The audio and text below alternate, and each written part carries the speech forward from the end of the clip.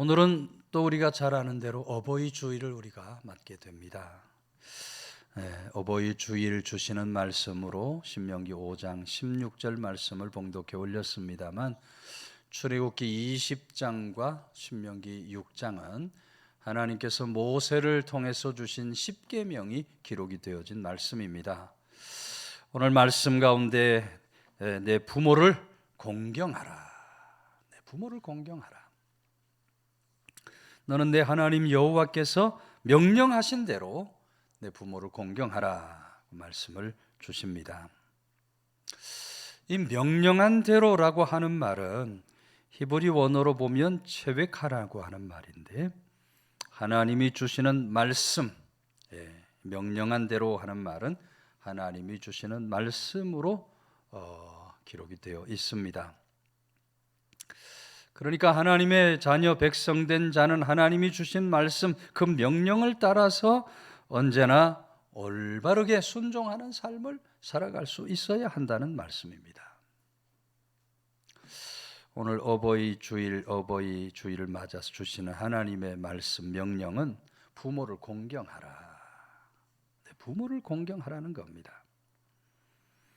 여러분, 하나님 말씀은 부모를 공경하는 것에 대하여, 부모를 공경하는 것은 하나님을 공경하는 것과 같은 말씀으로 기록을 하고 있습니다. 그만큼 부모 공경이 하나님 공경만큼 중요하다는 거예요. 부모를 공경하는 것은 해도 되고 안 해도 되는 선택사항이 아닙니다. 반드시 해야만 하는 하나님의 아주 엄중하신 명령이에요.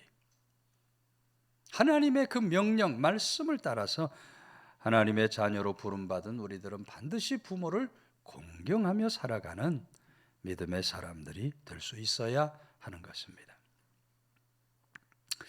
텍사스에 살고 있었던 어떤 남자 이야기입니다. 이 남편이 어떤 여인과 결혼해 자녀를 데리고 살다가 어느 날 갑자기 아내와 자녀를 버리고 캘리포니아로 몰래 도망을 갑니다. 30여 년 동안 아내와 자식을 버리고 캘리포니아에서 살게 돼요. 30년이 지났는데 이제 세상 떠날 때가 됐어요. 자녀들에게 편지가 날라옵니다. 나 죽으면 고향 땅 텍사스에 나를 묻어달라 하는 유언과 같은 편지가 날라옵니다.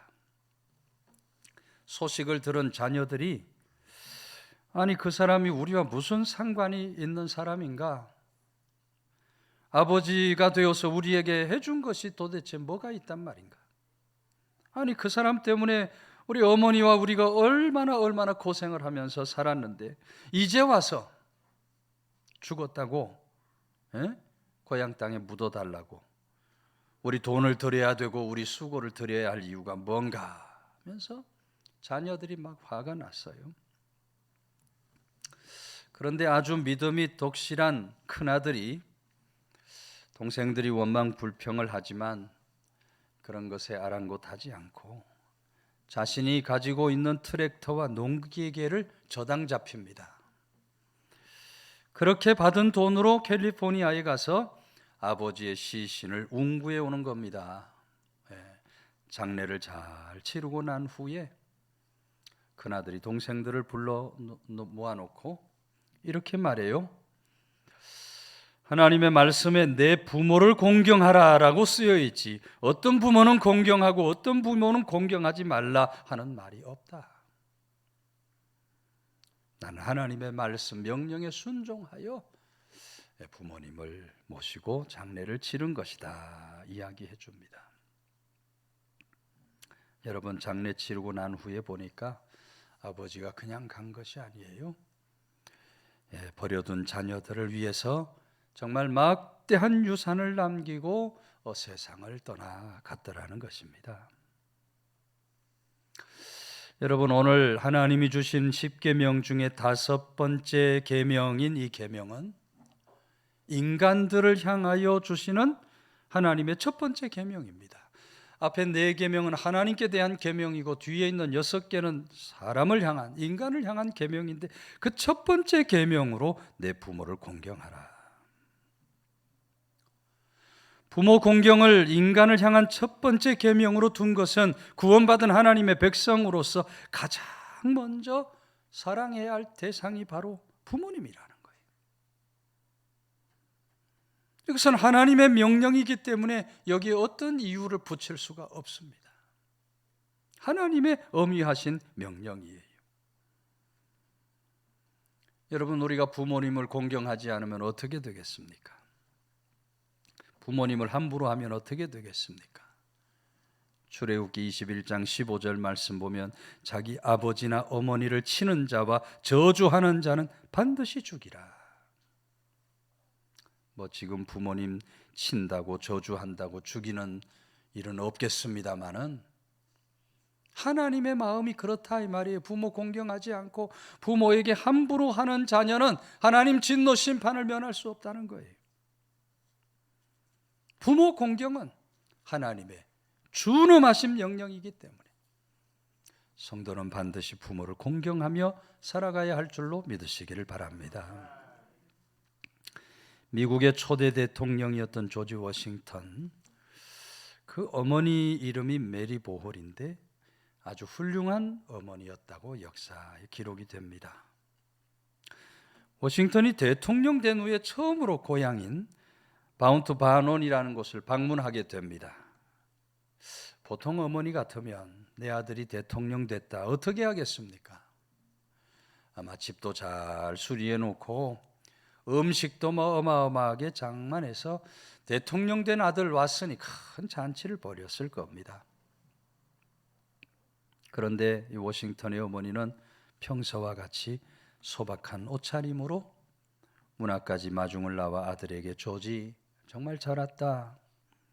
내가 너에게 주려고 지금 맛있는 과자를 만들고 있단다. 반갑게 아들을 맞이하는 어머니 손에 빵가루가 잔뜩 묻어 있습니다. 수행원들이 모두 깜짝 놀라는 거예요. 아니, 아들이 지금 미국의 대통령이 돼서 왔는데 아이들 먹는 과자 만들어 놓고 그건 먹으라 하니 얼마나 기가 막혀요. 그런데 정작 워싱턴은 여러분, 제 어머니가 과자를 만들어 주셨습니다. 어머니는 제가 어려서부터 과자 만드는 솜씨가 아주 대단했습니다. 사양하지 말고 다 들어와서 맛있게 과자를 먹읍시다.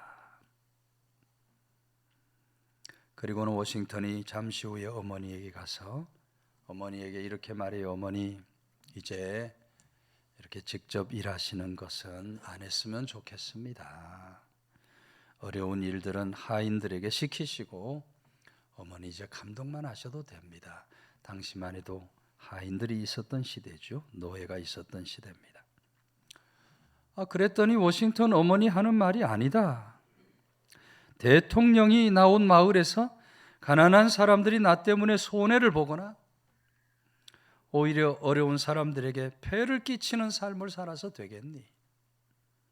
그렇게 살다가 하나님 앞에 가면 내가 하나님 얼굴을 어떻게 뵐 수 있겠니? 만일 대통령인 아들이 나에게 끝내 일하기를 그만두라고 한다면 나는 대통령 어머니를 그만둘 것이다. 그렇게 하며 어려운 이웃들, 어려운 사람들을 생각하는 말을 했다는 겁니다. 여러분, 그런 훌륭한 어머니를 가졌기에 조지 워싱턴 미국 초대 대통령의 자리에 오를 수 있게 된 겁니다. 오늘 우리들의 부모님들도 다 그와 같이 정말 소중한 분들이 아닐 수 없어요. 귀하신 분들이 아닐 수 없어요. 우리들 부모님들을 소중히 여기고 존경하고 공경하는 그런 믿음의 자녀의 삶을 반드시 살아갈 수 있어야 하는 겁니다. 정호승이라고 하는 분이 쓴 책 중에 내 인생에 힘이 되어준 한마디라는 제목의 책이 있습니다. 이 책에 보면 이런 얘기가 하나 나와요. 홀어머니 모시고 살던 청년이 어느 날 교통사고를 당해서 그만 두 눈을 다 잃어버리고 맙니다. 정말 천천병력 같은 일이 일어난 거예요. 좌절절망에 빠져서 힘겹게 하루하루 살아가던 가운데 어느 날 병원으로부터 눈을 기증하겠다는 사람이 나타났습니다. 이야기를 듣습니다. 근데 그 사람이 한쪽 눈만 기증을 한다고 합니다. 그래요? 아들 생각에 기왕에 눈을 줄 바에 두 눈 다 주지 왜 한쪽 눈만 주나? 한쪽 눈 가지고 어떻게 살라 그러나? 눈을 받으려고 하지 않으니까 어머니가 한쪽 눈이라도 없는 것보다 있는 것이 낫지 않겠니? 기증 받았으면 좋겠다 해요. 그래서 청년이 한쪽 눈을 기증받고 시력을 회복하는 겁니다. 그런데 눈을 뜬 청년이 그만 대성통곡을 하고 말아요. 자기 앞에 앉아있는 어머니의 한쪽 눈이 없어진 겁니다. 기증받은 그 눈은 바로 어머니의 눈이었어요. 울고 있는 아들에게 어머니가 두 손을 꼭 잡고, 얘야, 내가 두 눈을 다 주고 싶었지만 내가 늙어 앞을 보지 못하게 되면 너에게 짐이 될까 봐 한쪽 눈은 남겨두었다 하더라는 겁니다. 여러분, 우리 부모님은 우리들을 위해서 눈이라도 다 빼어내어 주시는 분들이에요. 동시에 나중에 늙었을 때 그 자식들에게 짐이 되지 않으려고 한쪽 눈은 남겨두실 만큼 자녀들을 생각하고 걱정하는 분이 또한 우리들의 부모님들이신 겁니다. 오늘 어버이 주일 어버이날의 노래 가사처럼 나실제 괴로움 다 잊으시고 기르실제 밤낮으로 애쓰셨던 우리 부모님을 공경하는 것, 하나님의 엄중한 명령임을 잊지 말고 효도와 봉양을 다하며 살아가는 믿음의 자녀들이 다 되시기를 주의 이름으로 축원해 드립니다. 16절 내 부모를 공경하라 그리하면 내 하나님 여호와가 내게 준 땅에서 내 생명이 길고 복을 누리리라. 여기 누린다 하는 말이 나오죠. 누리리라. 헬라어로 이타브라는 말인데 잘 되어간다 하는 뜻입니다. 그러니까 부모를 공경하면 장수 복을 누리는 것도 잘 돼가고 땅의 축복을 받는 것도 잘 되어갈 것이다. 여러분, 장수와 복을 누리는 것은 고대 사회로부터 아주 중요한 축복이에요. 오늘 하나님 말씀은 부모 공경하는 자에게 그런 최고의 인생 최대의 축복을 허락해 주시겠다. 내게 준 땅이라는 말이 나옵니다. 이 말은 약속의 땅 가나안을 의미하는 말이기도 하지만 동시에 영원한 하나님의 나라, 저 천국을 의미하는 말입니다. 부모를 공경하면 이 땅에서도 복을 누리며 살아가게 되지만 부모를 공경하는 자에게 저 하나님의 나라 천국 영생 복락이 주어지게 된다는 거예요. 또 내 생명이 길리라 하는 말씀도 가나안에서 지속적인 평안을 누리고 오래도록 살게 될 것이라는 약속의 말씀이 한 세대가 끝나는 것이 아니라 한 세대를 이어서 그 다음 세대 계속해서 세대가 이어질수록 부모를 공경하는 자는 평안히 살고 행복하게 오래 살게 될 것이다. 여러분, 오늘 우리들이 부모 공경을 통해서 그런 놀라운 하나님 은혜의 축복 속에 서는 하나님의 자녀들이 되어야 할 줄로 믿으시기를 바랍니다. 반포보은이라는 사자성어가 있습니다. 되돌릴 반, 먹을 포, 갚을 보, 은의 은입니다. 뜻을 풀면 먹이를 돌려드림으로써 은혜를 보답한다는 말이에요. 우리 잘 아는 까마귀의 효성을 가리키는 말입니다. 어느 새끼 까마귀가 어미가 물어다 주는 먹이를 먹으면서 무럭무럭 잘 자라납니다. 세월이 가니까 어미 까마귀가 나이 들어서 날 수가 없어요. 날 수가 없으니 먹이를 잡아 먹을 수가 없는 겁니다. 그때 새끼 까마귀가 어미에게 먹이를 물어다 드림으로써 키워준 은혜의 보답을 하는 거예요. 그렇게 어미의 은혜를 갚는 까마귀를 반포조라고 불렀어요. 까마귀는 효조다 여러분 다 들어보셨을 겁니다. 여러분, 자식이 부모의 은혜를 모른다면 까마귀보다도 못한 존재의 삶을 살게 된다는 거예요.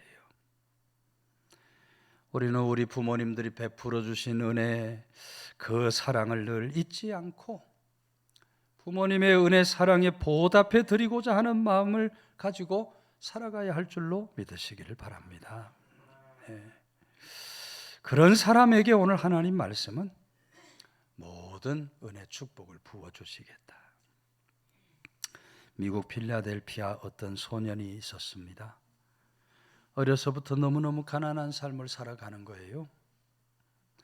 소년의 어머니는 하루 종일 도매상에서 물건을 받아서 큰 가죽 가방에 넣은 다음에 그것을 소매점에 배달하는 그런 허드렛 일을 하면서 자식을 먹여 살립니다. 그런 어머니 볼 때마다 소년이지만 아들 마음이 너무 아파요.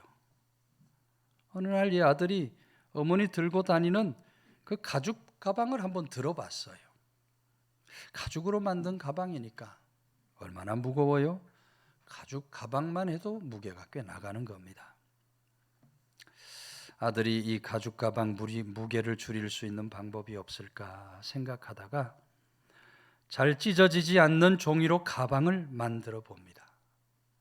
그 바닥에 두꺼운 종이를 깔아요. 이 종이 가방을 만든 거예요. 그렇게 만든 종이 가방에 어머니가 배달하는 물건을 넣어봤어요. 그랬더니 더 많은 물건이 들어갔는데도 훨씬 가벼운 겁니다. 그때부터 이 어머니가 아들이 만들어준 그 종이 가방에 물건을 넣고 다니게 되는 거예요. 가볍고 편리한 종이 가방에 대한 소문이 여기저기 퍼져나가기 시작해요. 소년이 그 종이 가방에 대한 특허를 받게 되는 겁니다. 여러분, 이 소년이 바로 찰스 스틸웰이라고 하는 사람이고요. 종이 가방 만들어서 엄청나게 돈을 많이 벌게 됩니다. 지금 우리가 종이 가방 들고 다니는데 그 시조가 바로 이 사람이라고 보면 될 겁니다. 어머니 무거운 짐을 덜어주려고 했던 그 효행의 마음이, 그 효행스러운 마음이 이 소년을 거부가 되게 만들고 재벌이 되게 만들었다. 놀라운 하나님 은혜의 축복을 받아 누리게 되었다는 거예요. 여러분, 부모를 공경하는 것은 우리가 이 땅에서 복을 받는 아주 중요한 조건이 되는 겁니다. 네. 물론 부모 공경하는 것을 자신의 복 받기 위한 수단으로, 목적으로 삼아서는 안 될 겁니다. 설령 복 주시겠다는 하나님의 조건이 없다 하더라도 자녀들은 반드시 부모를 공경할 수 있어야 돼요. 그럼에도 불구하고 하나님께서는 부모 공경을 복 받는 사람이 되는 조건이라고 말씀하시고 아주 분명하게 약속을 해주신 겁니다. 아무런 축복의 약속이 없어도 자녀가 마땅히 해야 할 일이 부모 공경인데 하나님께서는 친히 부모 공경하는 자녀를 반드시 축복해 주겠다. 오늘 십계명을 통해서 하나님께서 분명한 약속을 해주고 계신 것을 우리가 보게 되는 겁니다. 1803년입니다. 영국과 프랑스 사이에 큰 전쟁이 일어나게 됩니다. 프랑스 육군이 영국에 상륙해야만 승리를 기대할 수 있는 그런 상황이 벌어져요. 나폴레옹이 프랑스 군대 군함 200척을 브레스트와 안트베르펜 사이에 투입을 시켰고요. 블론느라는 지역의 군대를 진격시킵니다. 그런데 이 블론느 지역에 진을 치고 공격을 하려고 할 때 이런 일이 일어납니다. 그때 영국 수병이 하나 프랑스의 포로로 잡히게 되는데요. 포로로 잡힌 영국 수병이 탈출을 하려다가 그만 실패해서 다시 체포를 당하게 된 겁니다. 이 수병이 몇 개 나무 조각으로 배를 만들고 자신이 입고 있었던 흰색 티셔츠로 돛을 만들어서 그 넓고 넓은 도보 해협을 건너려고 했던 거예요. 말도 안 되는 시도를 한 겁니다. 이야기를 들은 나폴레옹이 그 영국 수병을 불러놓고 왜 탈출을 하려고 했는가 물으니 수병이 하는 말이 제 고향에 계신 늙으신 어머니가 중병으로 유독하시니 제가 무슨 수를 써더라도 꼭 고향으로 돌아가야 했습니다. 안타까운 이야기를 해요. 그런 영국군 사병의 뜨거운 효심에 나폴레옹이 감동을 하는 겁니다. 이야, 어머니, 중병에 걸린 늙으신 어머니를 돌보려고 이렇게 잘못하면 그 도보 해협에서 죽을 것인데 죽음을 불사하고 고향으로 가려 했는가. 나폴레옹이 감동이 돼요. 그래서 나폴레옹이 적군의 포로지만 이 수병이 편안히 어머니에게 돌아갈 수 있도록 길을 열어줘라 해서 이 수병을 돌려보내 주었다는 겁니다. 내 사전에 불가능이란 없다 외치면서 한때 유럽을 정복했던 프랑스의 나폴레옹도 그 뜨거운 효심에는 어쩔 수 없이 굴종할 수밖에 없었다는 이 유명한 일화가 여러분 우리에게 무엇을 말해줍니까? 부모 공경은 사람의 마음을 감동시키게 될 줄로 믿으시기를 바랍니다. 부모를 공경하는 것은 사람을 감동시키는데 심지어 적장의 마음도 감동시키는 거예요.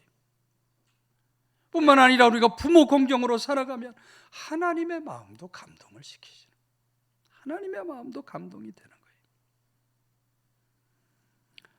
오늘 어버이 주일을 맞아서 우리 모두 우리 부모님을 사랑하고 존경하고 공경하며 살아갈 수 있어야 할 것입니다. 이 중에는 부모님이 아직 세상에 살아계신 분들이 계실 것이고 혹은 부모님이 세상을 다 떠나신 분들도 계실 겁니다. 부모님이 세상을 떠나셨다면 내 주변에 있는 어르신들이 부모님과 다를 바 없다. 그런 마음으로 공경하고 또 사랑하며 섬기며 살아갈 수 있어야 할 겁니다. 오늘 부모님을, 내 부모를 공경하라 주신 말씀을 따라서 우리 생을 다하는 날까지 우리 부모님을 공경하며 살아가는 사람, 그래서 하나님이 주시는 땅이 기름진 축복, 하늘의 신령한 축복을 받아 누리며 살아가는 그런 귀한 믿음의 자녀들 다 되시기를 주의 이름으로 축원해 드립니다.